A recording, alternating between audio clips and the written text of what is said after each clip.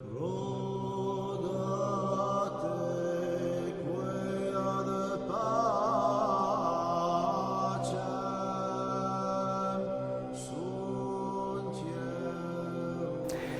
amis, bonjour et bienvenue pour la suite de nos vidéos. Je suis très heureux de m'adresser à vous aujourd'hui.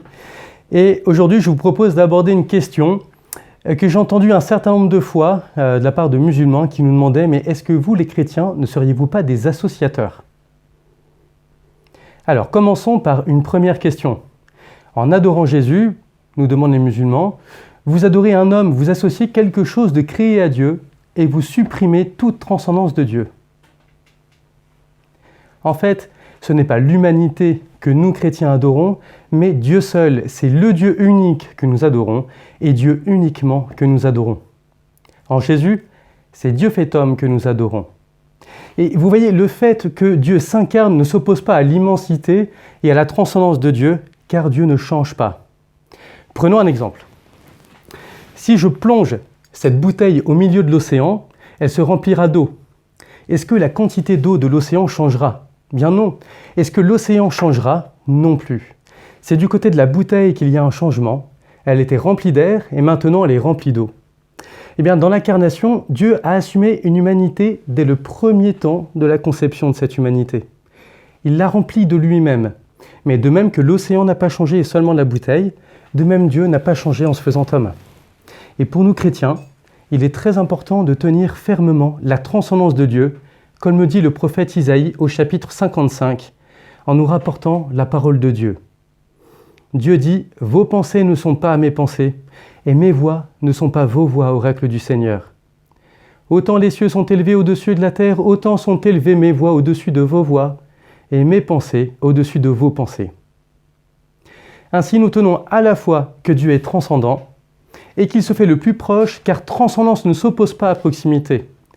Et si vous considérez au nom de l'islam que la proximité de Dieu va contre sa transcendance, vous seriez alors en contradiction même avec le Coran qui dit dans la sourate Qaf au verset 16 « وَلَقَدْ خَلَقْنَا الْإِنسَانَ وَنَعْلَمُ مَا تُسَوِّسُ بِهِ نَفْسُهُ وَنَحْنُ أَقْرَبُ إِلَيْهِ مِنْ حَبْلِ الْوَرِيدِ » Ce qui veut dire en français « Nous avons effectivement créé l'homme et nous savons ce que son âme lui suggère et nous sommes plus près de lui que sa veine jugulaire. » Seulement la proximité à laquelle Dieu nous appelle et qu'il nous a révélée en Jésus est inimaginable pour l'homme. Ce qui montre que cette révélation ne peut venir que de Dieu.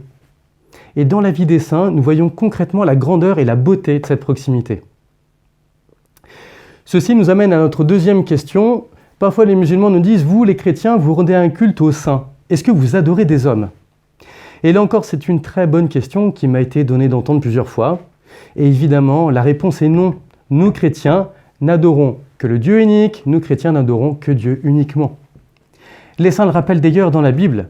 Prenons un exemple dans le Nouveau Testament qui nous parle de saint Paul dans les Actes des Apôtres.